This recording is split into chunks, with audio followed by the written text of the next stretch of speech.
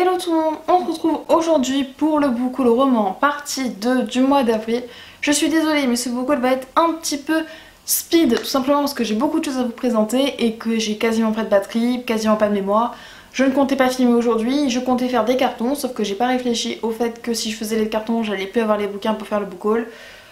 Donc je filme ça comme j'ai peux, voilà, donc je suis désolée, ça va être un peu speed, mais de toute façon je résume jamais les livres parce que je ne sais quasiment jamais les résumer. Voilà, généralement je les lis, après je vous résume, ce qui est beaucoup plus simple. Alors c'est un book haul quasiment spécial poche, hein. Il n'y a quasiment que des poches.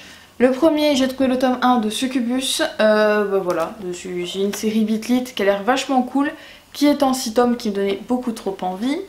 Ensuite, je me suis pris le tome 2 de La Communauté du Sud de Charlène Harris aux éditions J'ai lu pour faire la triade chez Emmaüs. Voilà, vous connaissez le topo. Et c'est à ce moment-là que j'ai remarqué que mon tome 1 a pas du tout la même taille que le tome 2 parce que c'est une édition chelou, Warner Bros, tout ça. Du coup, je suis un peu déçue. Ensuite, je me suis pris La Forêt des Damnés, donc aux éditions Pulp Fiction. En fait, c'est voilà, les tranches jaunes m'appellent et généralement, j'ai eu assez confiance dans ces poches là. Là c'est un truc un peu zombie d'après ce que j'ai compris, j'en lis rarement. Donc ça me fera un petit peu une petite découverte parce que je crois que j'en ai même jamais lu du zombie. Ensuite je me suis acheté Olivier Perru, moi je me suis acheté l'auteur carrément.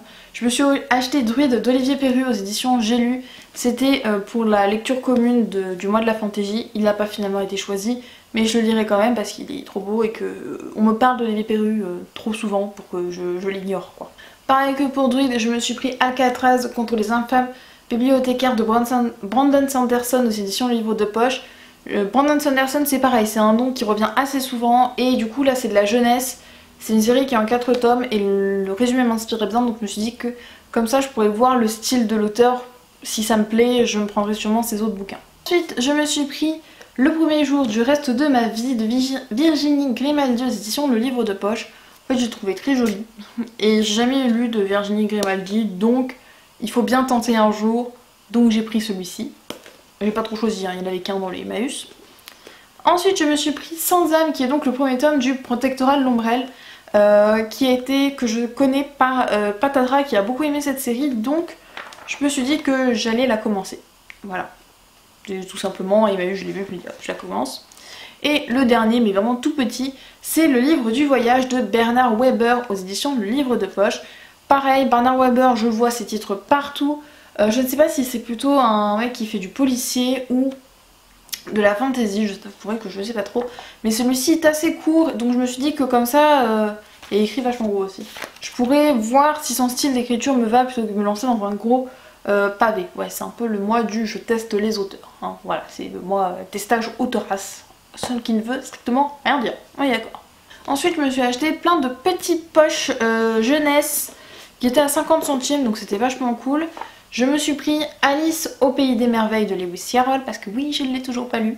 Voilà c'est un petit peu la honte mais c'est comme ça. Je me suis pris Les héros de l'Iliade parce que Percy Jackson m'a de nouveau renoué avec la mythologie donc j'ai envie d'en lire tout simplement. Même si c'est pas quelque chose de très factuel, hein. C'est assez difficile de trouver des textes mythologiques vrais, parce qu'une façon c'est des mythes, voilà.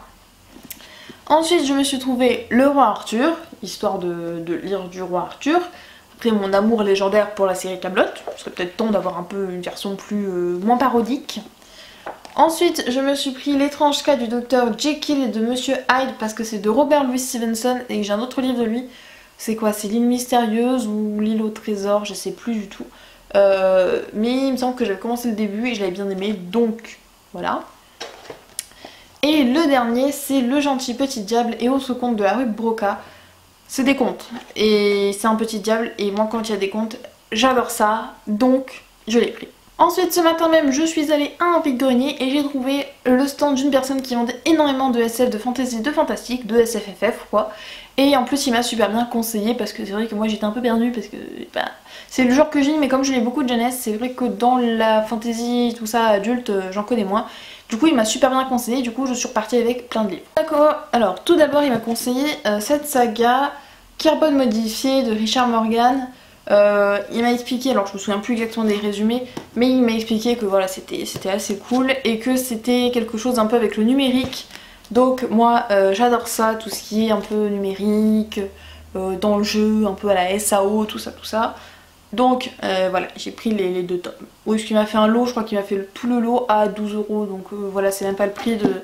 Ceux-là ils coûtent 8 €, donc 8 et 8, 16.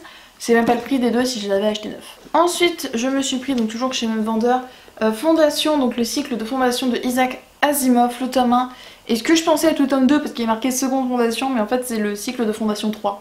Donc c'est le tome 3, c'est pas grave, faudra que je me trouve le tome 2 si ça me plaît. Isaac Asimov a écrit aussi le cycle des robots ou quelque chose comme ça. C'est un grand auteur de SF et j'avais envie de le découvrir. Ensuite celui-là, Roger Zelazny, les 9 princes d'ambre, le cycle des princes d'ambre.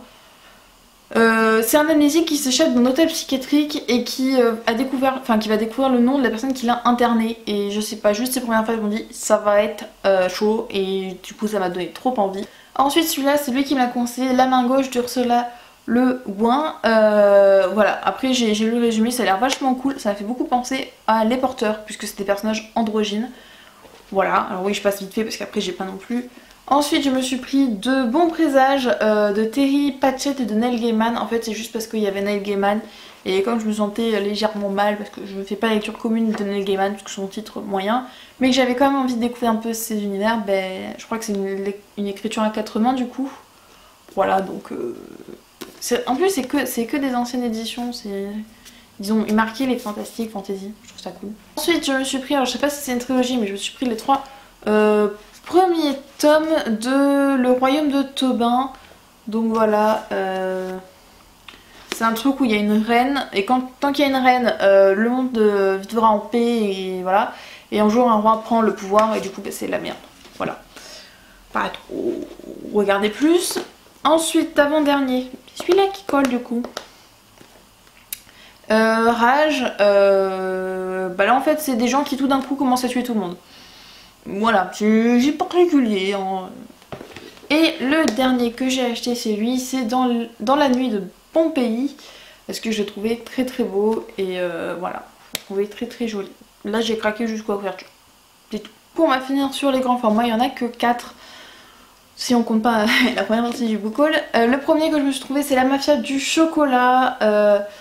Voilà, je lis sur ma liste de Baby Challenge, de livre à vide, de je sais plus quoi. Donc je connaissais, j'avais envie de le lire, je trouve le nom assez sympa. Le souci c'est que j'ai vu que la fin était jamais traduite, donc ça m'a déjà saoulée en fait. C'est bien, c'est que j'ai même pas commencé, je suis déjà saoulée par le bouquin. Yeah. Et ensuite, au Vide-Grenier 2 ce matin, j'ai trouvé Gone, les 3 premiers tomes pour 3 €, donc j'étais vachement contente. J'ai relu le résumé parce que c'est vrai que Gone, j'ai souvent vu passer, que ce soit en poche et tout ça, mais je m'étais pas intéressée plus que ça et le résumé m'a bien donné envie. Elle faisait ouais 1 € le tome, donc j'étais en mode bah ouais autant te prendre les 3 premiers. Si ça te plaît tant mieux, si ça te plaît pas, bah, au pire tant pis, ça t'aura coûté que 3 €, ça sera pas la mort quoi. Parce qu'il coûte un peu cher, il coûte 19 €. Ouais il coûte un peu cher quand même, 9. Sur ce, la vidéo est finie, j'espère qu'elle vous aura plu. Désolée d'avoir speedé, je vous ai présenté tout ça en moins de 10 minutes. Voilà. Et ben moi je vous dis à la prochaine dans une prochaine vidéo tout simplement.